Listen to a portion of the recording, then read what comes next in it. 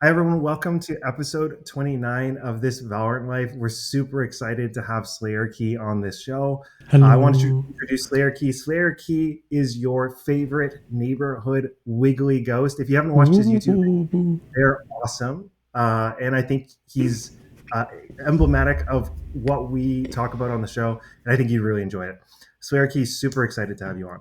Hello, super happy to be here. It's a good vibe in this channel right now. Maybe, Slayerkey, tell us. We're going to start off with the goofy question you recommended, which is, what do you think the most overpowered agent that ever existed in Valorant was? I didn't think of an answer to my own. You didn't think of an answer. No, no. Like, damn, this would be a good question. I really like Astra. I think Astra was probably one of my favorite points because it was just like you drop the stars before the round even starts, and immediately when the round starts, it's just like the two Astras dueling each other. It's like, okay, here's the suck, here's the smoke. Good luck. So that, like, the pre-nerf Astra. Mm-mm-mm. Yes, very early Astra. Were you a controller main? I played a lot of Astra during that period. I mean, how could you not? That's fair. I was thinking probably, at least in my experience, I think the most broken any agent has been was the recent ISO. Like Really? Huh. when he had the shield. I feel like, Adam, you were telling me about a student that like crazy ranked up just because he was using Oh that my ISO. god. Ascendant 1 to Immortal 1. Pretty much straight shot. Oh my Yeah. gosh. Yeah. Pretty crazy. I would have said either Jet, like right click reset, or Chamber. Because I Mm-mm-mm. think Chamber is very oppressive with the double TP. He could literally play. I mean, just think Haven real quick. I forgot about You the have double TP TP. A link. Yeah. TP A link on defense, and then your second TP is like back B site or somewhere, or like rotating C. So you play A, B, and C at the same time on Haven. Pretty much. That to me that was insane. But Jet right click reset was also disgusting. Mm-mm. What was the I jet right would click reset? Oh my so gosh. basically, you know how like you get a kill with jet knives, it resets if you do the left click. Yeah. But if you right click, it would also reset. So basically, you just shotgun right click everyone. So you would dash in, right click, dash, right click. It was crazy. It was like Genji on Overwatch. Okay. There's also Okay. better damage too. Better damage. What I'd love to get into, your background. Like, what got you into coaching? Uh, I was playing ranked and I got bored. It was just boring to play and I wanted something new to do. And I was like, hey, these teams, they want coaches. Like most teams, even right now, are like desperate for coaches. They don't pay or anything, but it's a really good experience. It's good learning. I was like, oh, this is kind of fun. And I saw one of the other coaches on there did like pro guides. So I was like, oh, I'll do that. And that's how I got my start. Oh, that's cool. And so when you started coaching then, is that when you started making YouTube videos, or would you just kind of advertise your services on like Metafy or something like that? Uh, for pro guides and Metafy, they did most of the marketing for you. You would do some, Uh, and I did like TikTok and YouTube, but I okay. never really took it seriously. I'm an old YouTube frog though. I've been there since like 2013. I have like this old Minecraft video of me running around as a kid. Oh my god, it's so fun. No, I Hunger I was Games. trying to do some research for this interview, and then I went on most popular, and your most popular video is from Minecraft. Yes, yes. Yeah, Very few people will know that. That's a deep cut. that's the deep cuts. That's the level of research we do on this show. We take this very seriously. Most um, popular. I think I remember. So I understand what you're talking about, because kind of like pro guys and like skill caps kind of have coaches that kind of like wait in the wings, like for subscribers. Um, and Mm-mm. what maybe for any of the viewers or listeners that haven't seen your stuff, maybe talk about what you're doing like right now. Right now I'm mostly doing free VOD reviews every week, and then I'm working on a guide to Immortal. I'm building that up. That thing's like 49 pages now. It's beautifully written, um, and just building a community besides that because Valorant sucks, and I think Well, people maybe need a we can break talk from about that. like playing solo What queue. sucks about the Valorant community? Dude, it's so bad. It's always been bad. Like it was a toxic addiction for me where I would play the game and be like, man, I just want to enjoy, like have a good time. And it's like going back to the old ex and they just beat you up again. Everyone's so mean. No one's like supportive. It's so hard to find that Yeah, like one good teammate who doesn't blame their teammates for everything. And like yeah, everyone does it. So it's not like anything special. yeah. And so maybe we can talk about the community now then. Like, What are you looking to build in your community? It's just positive. Try to help each other out. Trying to let Mhm. other people just like. I think people are very used to like considering toxic people as negative. But the way I've Mhm. started to see it, like even these random mains, they're toxic, but they're also like heavily targeted.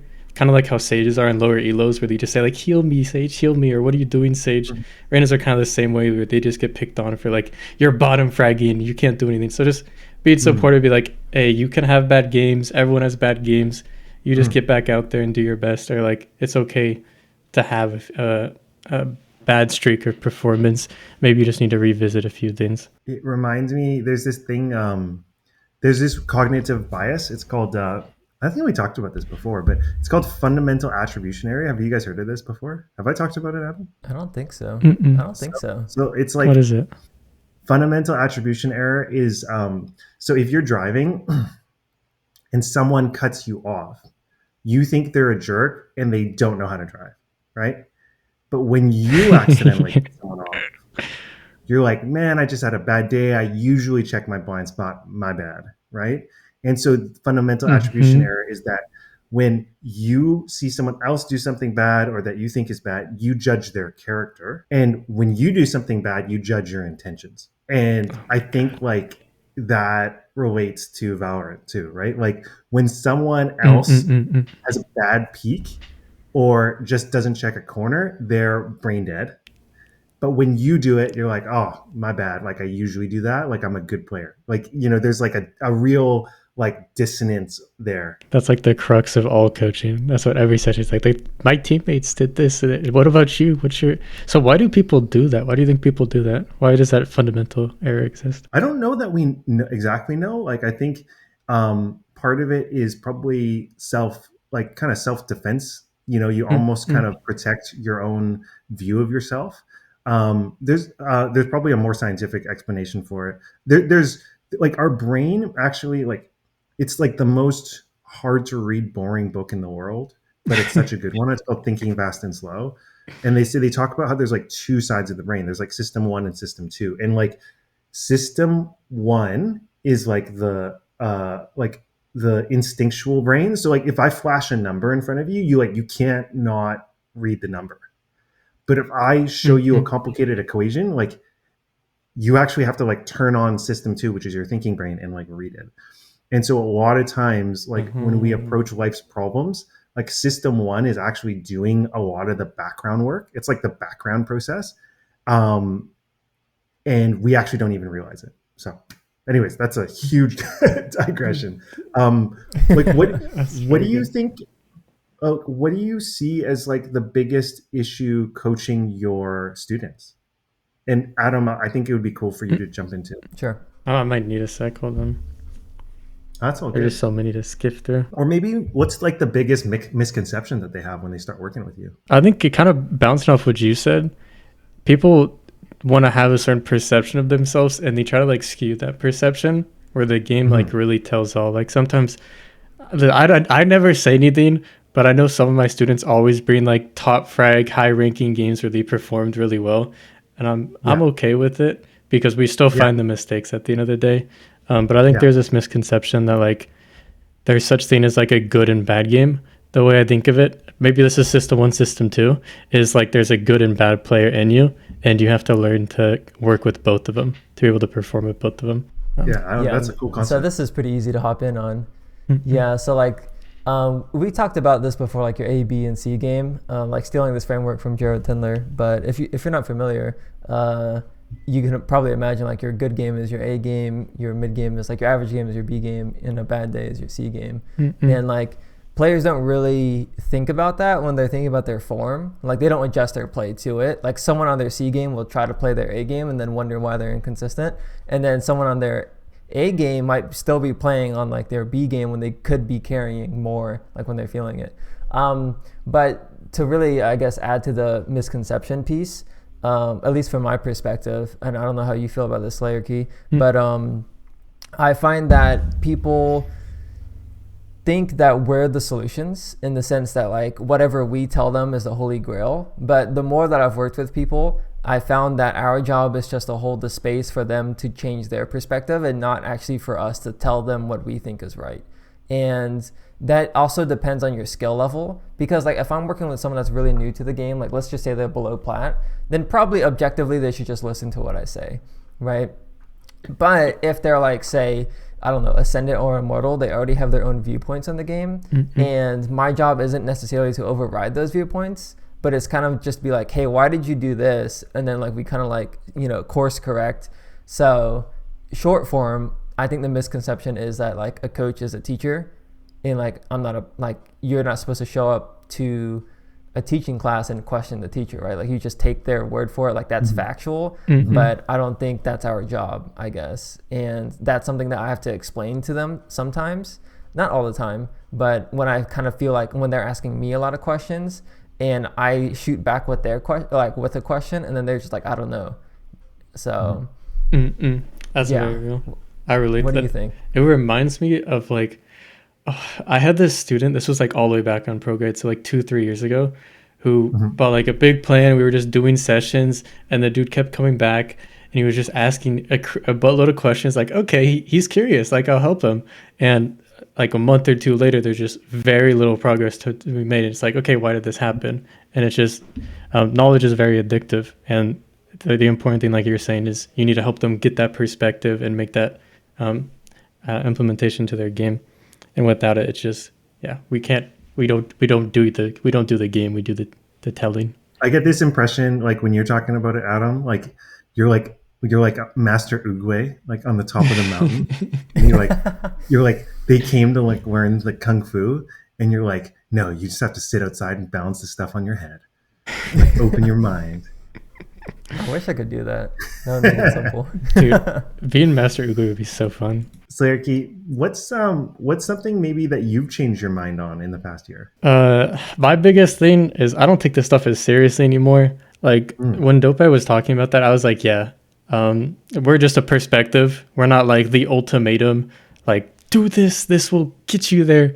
And there's like a slight caveat to that, which is like a certain part of like content creation wants you to be like, you need to do this, you need to change this.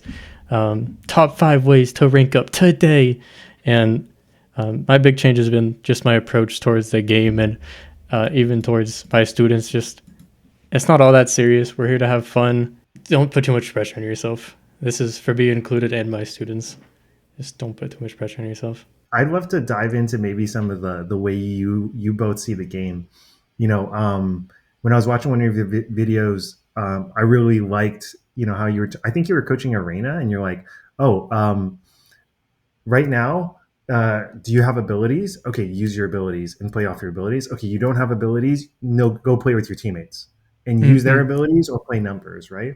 And so this is like, I think, like a really helpful like heuristic, because like in the game, like it's so funny, I feel like, where when you watch someone else's game, you feel like it's very obvious like what the right answer is, and when you play your game, it kind of feels like when I used to play League of Legends. If anyone's played League of Legends before and they're like me, in a team fight, you like mash all the buttons, you sometimes out the wrong guy, and at the end you've used all of your abilities, and like you're kind of like, okay, like I hope I'm basically a monkey mashing the buttons. And I feel like sometimes in Valorant we're like a monkey just playing the game, we don't really know what to do. So I feel like these heuristics are super helpful. So the abilities and the numbers, like, do you see this as like a mid-round heuristic, or do you think that this is like something you would even kind of filter through how to play the beginning of the round? Bro, it's like everything, to be honest. I don't know when I came across that, but once I came, I was like, dang, this game gets really simple when you break it down like that. Like, look at your teammates first and look at your abilities second. Because if your Rin is peeking A main by herself, you should be there with her. If she's not, then you can be using abilities for A main. Something like that is like early round, and I think it just applies throughout. There's always going to be a time, like you're saying, where you're monkey see, monkey do. And you want to be able to look at your teammates and look at your abilities and create decisions off that. And it usually helps a lot. That's super helpful. Yeah, that's, I guess, interesting, because my viewpoint of the game, I wouldn't say is like exactly that simple. Like when I think of abilities, I think of it as like an extension, like it's a tool in the toolbox. And that doesn't necessarily mean you have to use the tool.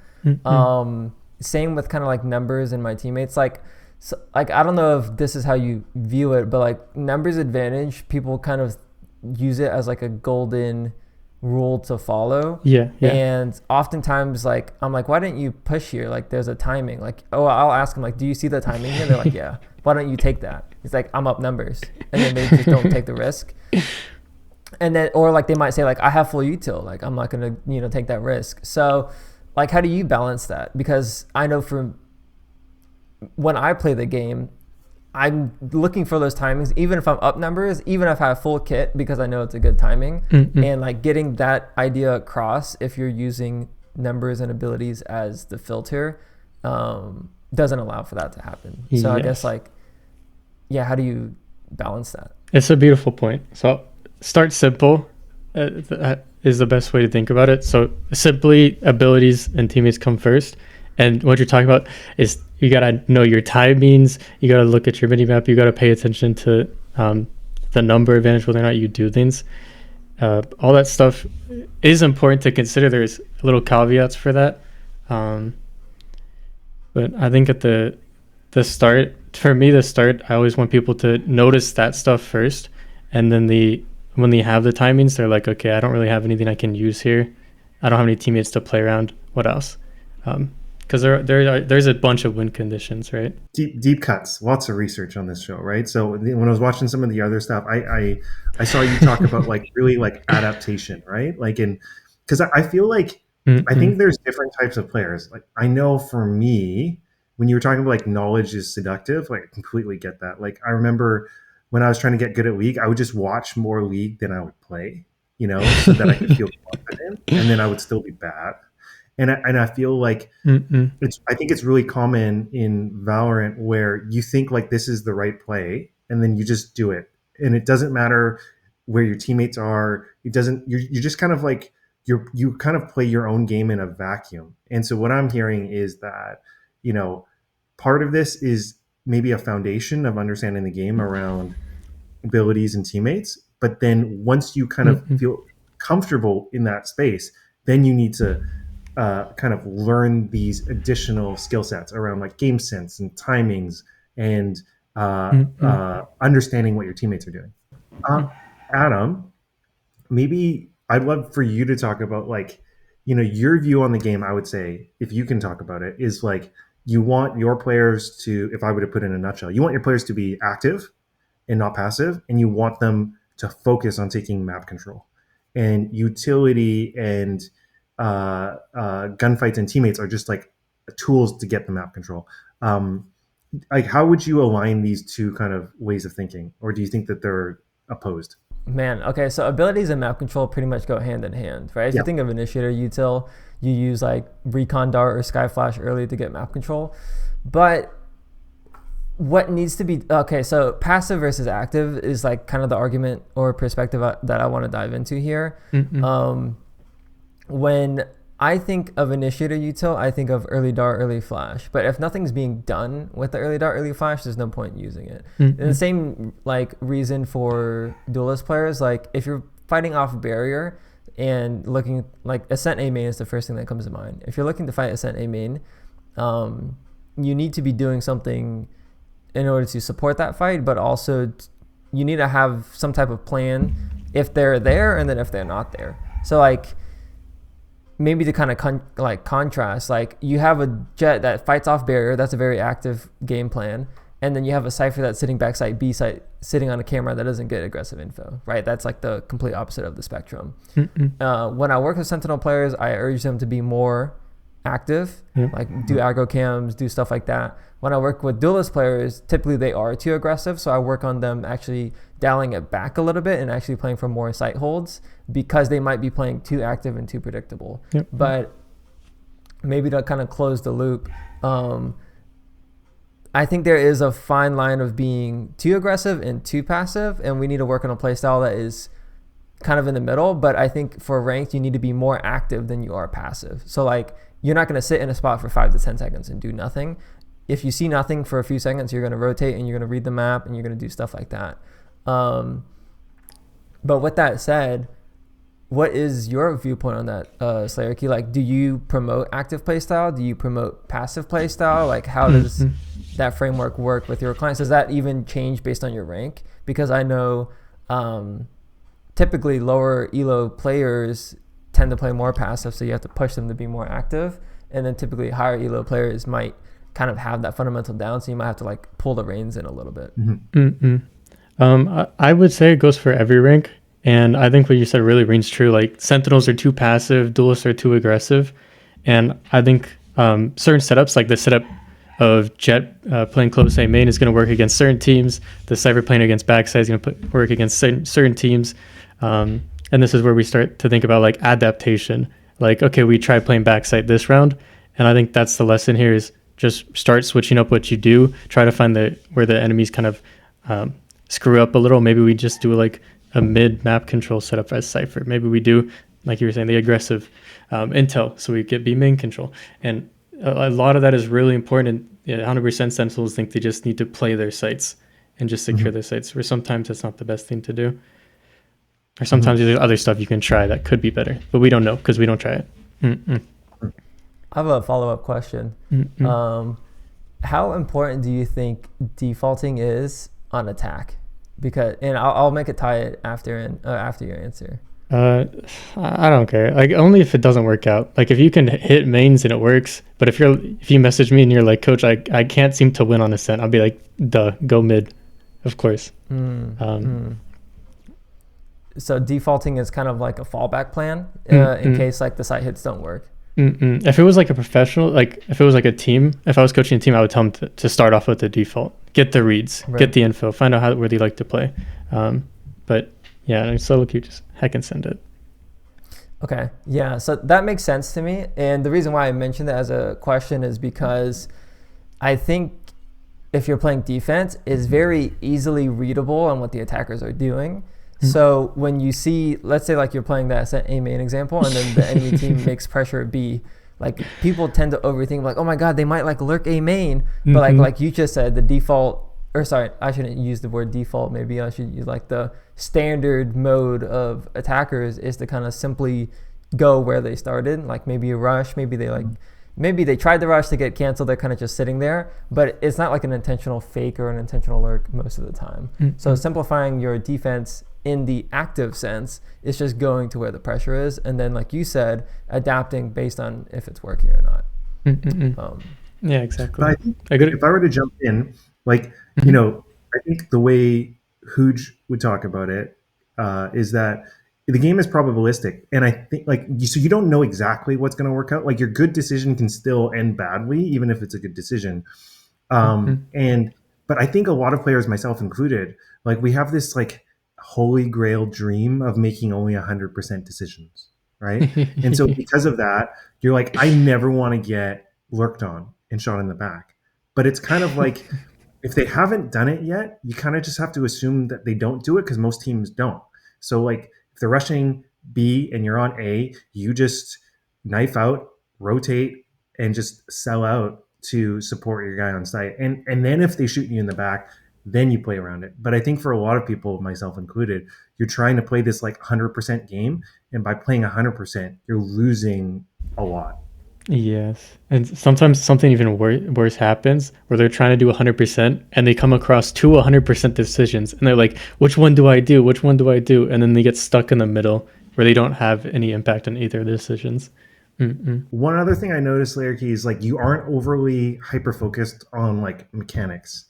Like I don't see you talking about like peeking and like gunfight hygiene like too much. Like I really see a focus on positioning, decision making, like I would say the more like maybe durable or repeatable parts of the game. Has that always been your viewpoint, or has your view on that changed? I think it's changed over time, but 100% it's always been geared towards like the aim is never the problem. I used to do mechanics analysis sessions a lot. I'd be like, okay, let me look at your deathmatch, and I would say the same things. I've probably done like 100, and I've said the same thing. I feel like in every single one, and it's just you need to take time with your aim. You need to practice this. You need to make sure You're doing like you're not crouch spray. You're doing the two shot strafe or doing some variation where you're moving and shooting, um, and over time it's just become like the stuff that's really repeatable. The stuff where I see the most patterns is always in, like you said, the decision making, the positioning, and even like when it comes to fights, sometimes good decision making just gets you the fight for free, or good position just gets you the fight for free, or just gets you in a good position for your team. That's great. Yeah, maybe like a question that I would have for you is, well, maybe it's a two-part question. Is number one, do you think aim training is valuable, and do you recommend it? And then the second part to that is, if what do you think is like the percentages, like mechanical versus like decision making, that makes a player good in this game? Like, can you have like a high level decision making and low level mechanics and still be a good player? Could you have like very low level decision making but high level mechanics? Like, yeah. I don't have a silver right now who's better than like some ascendant immortals I have aim wise. So I would say it's like 10%. It's like 10% aim this game is. It's good to have. And it definitely plays a part because you need to secure the kills. But I would say 10% because it's something that it's never worked on in game. It's never, it should become autopilot. That's the goal. You should be able to autopilot your aim more and just think like, okay, there's a player here, and you naturally put your cross over there. It reminds me of, I was reading this book. Gosh, this is so nerdy, but there's this book from like Miyamoto Musashi, I think, and he's like, you can't think about you can't, if you focus too much on your arm, you will lose track of like everything else. So what you want to have is be able to call on your arm and have your arm realize its function. And I kind of think of it the same way, where you can't focus too much on your aim. You have to call on your aim and have it realize its function. What was the first? Aim training. Aim training. Okay, yeah. I like aim training. I think aim training's fun. It's chill. It's relaxing, and I think it's good to do every once in a while. I wouldn't recommend it as a daily thing. My two main times I would say to aim train is like when you're back from a break. Like I recently came back from a break, trash as hell, did some aim training, felt a lot better, played a lot better, aimed a lot better. Or if you're new to FPS games and you need that like comfortability. Besides that, probably like once a month. I don't really know because I'd never really recommend it. Interesting. So if aim training isn't like something you do consistently, what is something that you would do consistently to train your mechanics? Oh my gosh. Oh, deathmatch. I would just do deathmatch, some practice range. I always think of warm up as just like, you're not trying to do anything crazy. You're just trying to get comfortable with the game. Get ready to play. I think mental's a really big part of your performance, rather than like these like you're lifting weights or something like that. Or you're training stuff before games. Yeah, so that makes sense in the warm-up context. But say like you're working with a client that has some extra time and they want to put some extra time into training their mechanics, what would you do then? Like, would that be like, do they just play more death matches after the ranked games, or what do you think? I'd probably give them something specific to do in deathmatch. So something I like to do a lot is tell people to, I think I got this from Ohudin actually, where you like call out the enemy name and then their position before you shoot them. I think building that patience is really important. I have a routine I give people if they want to just train in the range. That one's really fun. Clock flicks, elevate 50 strafe, wait for it. It's something that's useful to do, and if people have the extra time, they can do it. Probably something more towards the duelist role, maybe. But I never really push it. People ask, I'll give it to them 100%, but I never really recommend it. Gotcha. Interesting. Adam, I want to throw this out to you. So yes. I'm wondering, so, if Slayerkey's talking about like 90-10 decision-making mechanics, I wonder, when you get to like Radiant, and I think a lot of people are really influenced by watching Radiant players like Curry, or like a pro game, right? And I think at that level, I feel like everyone has the decision-making, basically. And so then it almost becomes that if everyone is a galaxy brain decision maker, right? Then I think that 10% mechanics, like whether you're average, below average, or like amazing, I feel like that makes tends to make a bigger difference, right? But I feel like if you look then at the like lower elo, you maybe even up to immortal, if that decision making isn't there, that's like the major driver, and therefore even if you're above average in mechanics, it's actually not making a big difference. Mm-hmm. Right. So I guess like to kind of make it make sense in my head, like I think what you're saying is like the difference between say like a rank 1 to like a top 10 player versus like a top 100 player, their decision making is somewhat similar, so Yeah. it's the mechanics that differentiate them. But if you have like a radiant player versus an immortal player, the decision making is so drastic that even good mechanics won't close the gap. Is that what you're Yeah. saying? Well, because I think about it this in the way that, like, so I'm a big sports guy, and I'm a very unfortunate fan of the Vancouver Canucks, which is like my hockey team from where I live. And we drafted a player, and he was really good in the junior leagues because he was basically already an adult playing with children, right? And so he was just manhandling people, and he got a lot of points, which is a good thing, right? But the problem is like when he got to the NHL, he was just another person. Like everyone there was built like a big burly athletic person, and so he just the skills didn't translate, right? And so like at that point, size isn't that important. You need to have size and this like skill, like, and that's the thing that pushes you over. So I see. I think that's accurate. Like, I don't know if it's like as black and white as like, say you have the mechanics, you up your decision making, then you up your mechanics again. Like, it's kind of like the ebb and flow with bottleneck. But with the 90-10, like, this is something I wanted to address.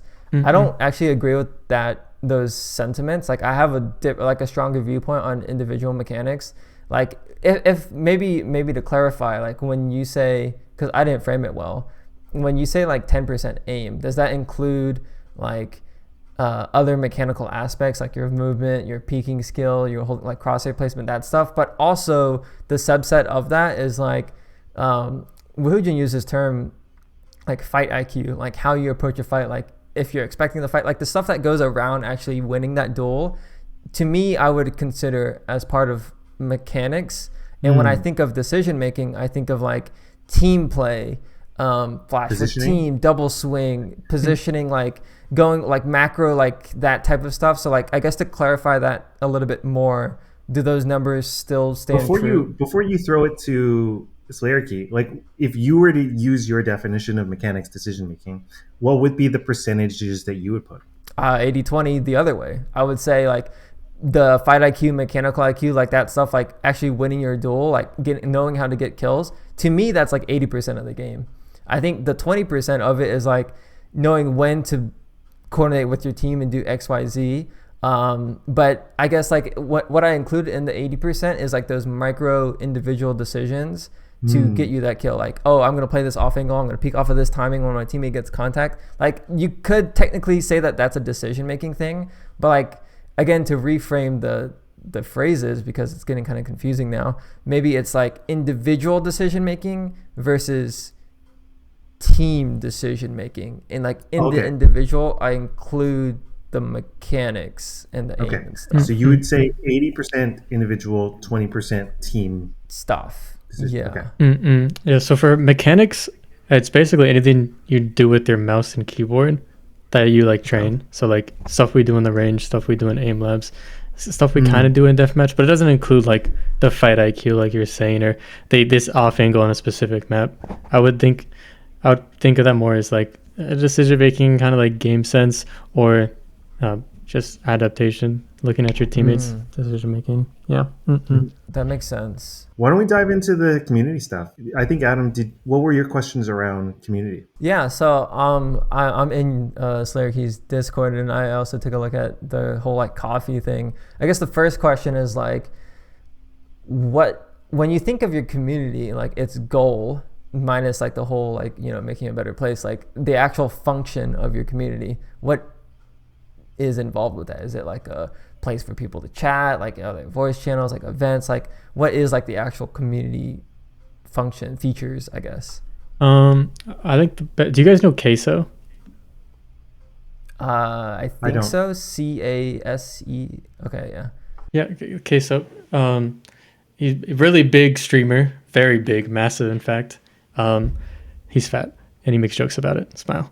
And he has a Discord where he basically just puts his community and uses them for content. So they do like, I'm reviewing your fridges, and let me see your cute dogs, and let me review your tier list and stuff like that. That's kind of where I see the community functioning, is to like basically create a collaborative environment where I collaborate with the community through content, and then they also have Mm. a place to be for Valorant. I see.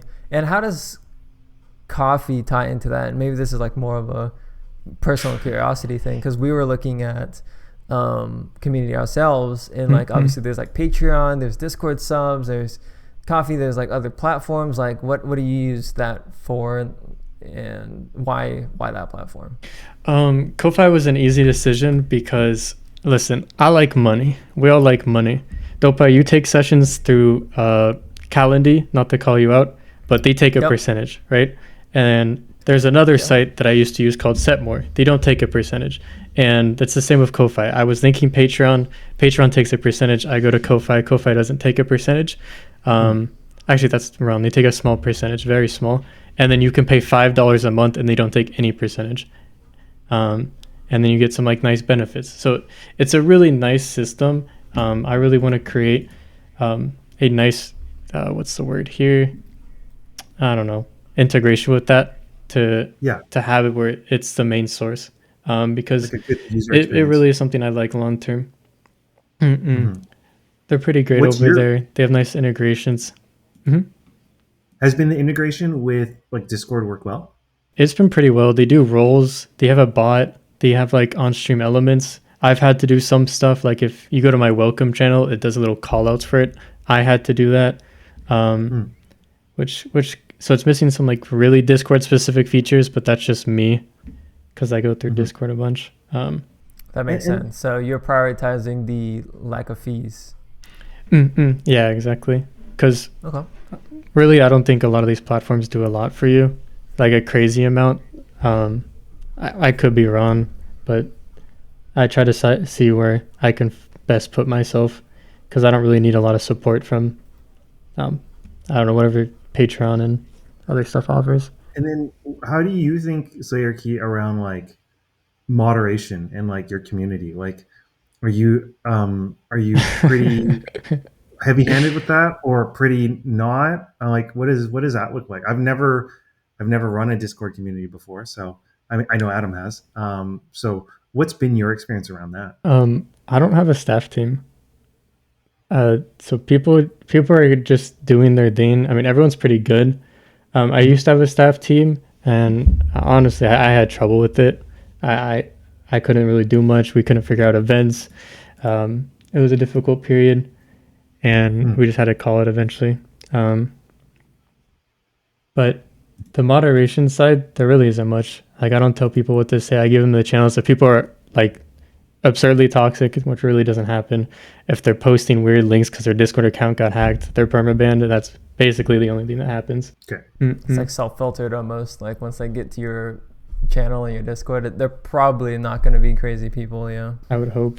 We probably got some psychos in there. Crazy people.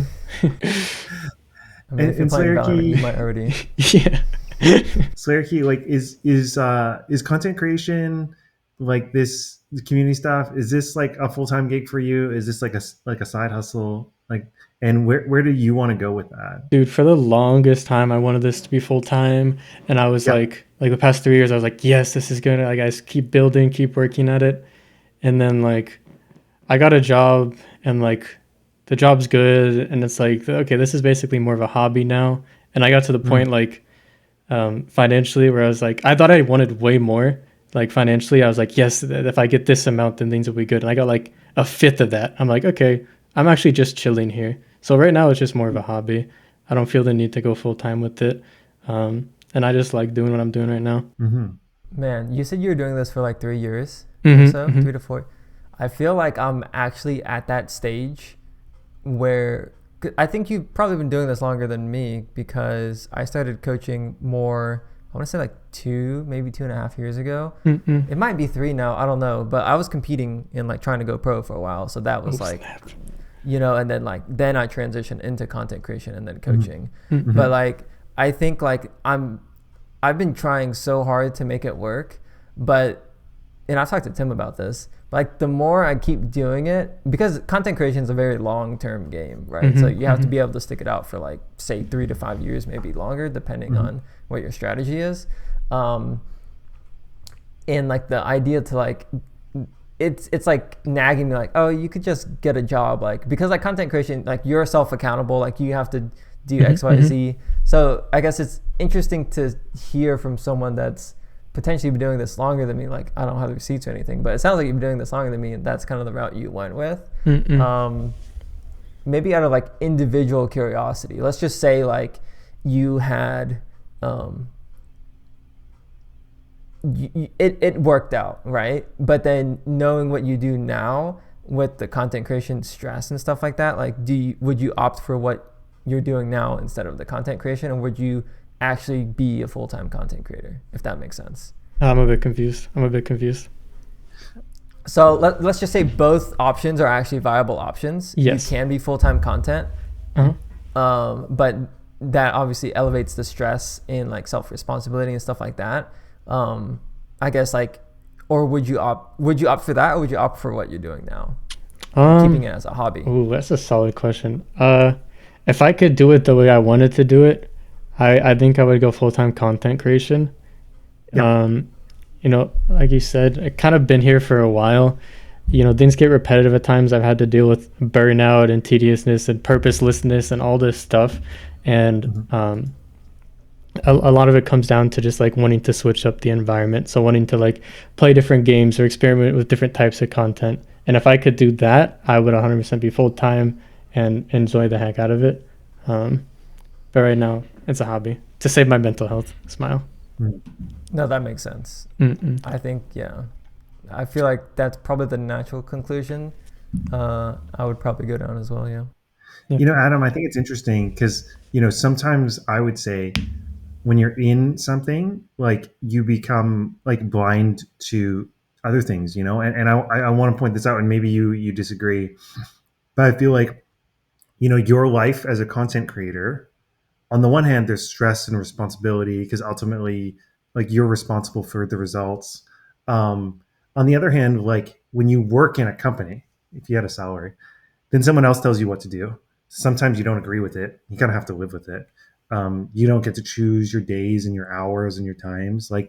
And so I think like then it becomes a question of like what's more important, right? And I think there's not a wrong answer. I think some people are like, oh, you should always be an entrepreneur and do like the Alex Hormozy thing. Like, I don't think that's for everyone. I think for some people, it's like I would rather have like a steady paycheck and like deal with not always being happy with the environment or the decisions.